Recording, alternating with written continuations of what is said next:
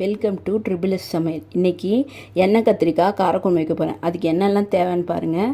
கத்திரிக்காய் எடுத்து வச்சுருக்கேன், 5 கத்திரிக்காய், 2 வெங்காயம், 2 தக்காளி, கொத்தமல்லி, பூண்டு, கருவேப்பிலை. இதெல்லாம் வறுத்து அரைக்கிறதுக்கு என்னெல்லாம் தேவைன்னு பாருங்கள்.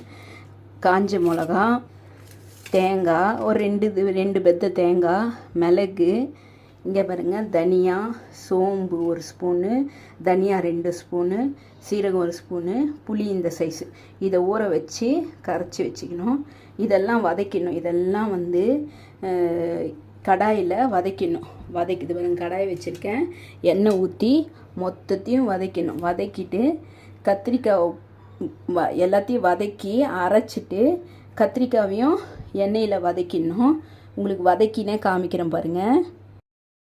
இங்கே பாருங்கள், சட்டி வச்சுருக்கேன், அதில் எண்ணெய் ஊற்றிருக்கேன். கடுகு கொஞ்சமாக அந்த பாருங்கள், கடுகு போட போகிறேன். பொரியுது. கடுகு பொரிஞ்ச உடனே கொஞ்சமாக கொத்தமல்லி, கருவேப்பிலை போட்டாச்சு. இப்போ இந்த கத்திரிக்காவை இந்த பாருங்கள், இந்த மாதிரி 4 ஷேப்பாக வெட்டி வச்சுருக்கேன். இந்த முனையை மட்டும் கட் பண்ணிவிட்டு இதை ஒன்று ஒன்றா போட போகிறாங்க.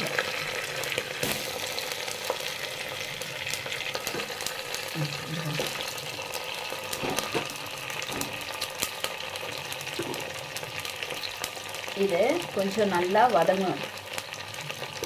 ஏற்றி விட்டு நல்லா வதங்கணும். இங்கே பாருங்கள், இந்த மசாலா அரைச்சி ரெடியாக வச்சுருக்கேன் பாருங்கள். இதையும் எடுத்து ஊற்றிட்டு புளி ஊற வச்சுருந்தேன்ல அந்த தண்ணியை ஊற்றிட்டு நல்லா ஒரு 5 நிமிஷம் கொதிக்க வைக்கணும். கொதிக்க வச்சுட்டு காமிக்கிறேன் பாருங்கள். இங்கே பாருங்கள், எண்ணெய் கத்திரிக்காய் காரக்குழம்பு ரெடி ஆகிடுச்சு. சைடெல்லாம் பாருங்கள், எண்ணெய் பிரிஞ்சு இதாக இருக்குது. மேலே கொத்தமல்லியை தூவிட்டேன். சூப்பராக கத்திரிக்காய் வெந்திருக்கு. நல்லாயிருக்கு, டேஸ்ட்டுமே நல்லாயிருக்கு. இந்த டிஷ்ஷு உங்களுக்கு பிடிச்சிருந்தா லைக் பண்ணுங்கள், சப்ஸ்கிரைப் பண்ணுங்கள், பெல் பட்டனை டிங்குன்னு வச்சுருங்க. Thank you very much.